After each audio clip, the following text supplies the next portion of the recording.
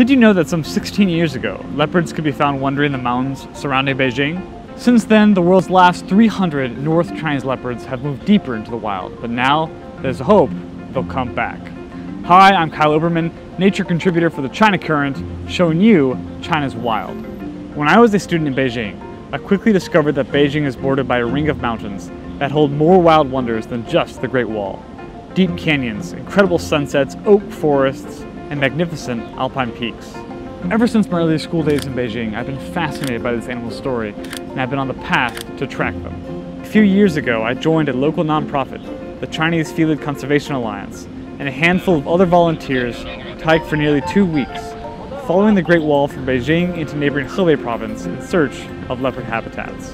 Apart from the last documented sightings in Beijing in 2005, neighboring Hebei and Shanxi provinces are some of the last places where these beautiful leopards can breed and settle down. During our expedition, we worked to map out potential wildlife corridors that could link leopard habitats in Hebei back to Beijing.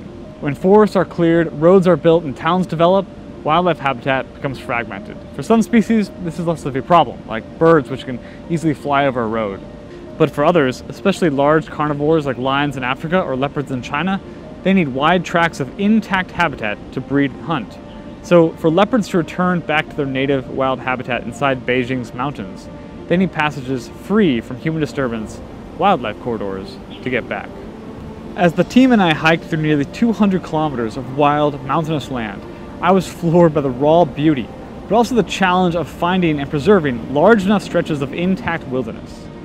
Day and night, we searched for traces of the leopard, collecting fecal samples along the way to survey potential leopard prey. Disappointingly, even though we collected many samples, we found no trace of the elusive leopard. But in November last year, some great news broke. A leopard was spotted by villagers less than 100 kilometers from Beijing.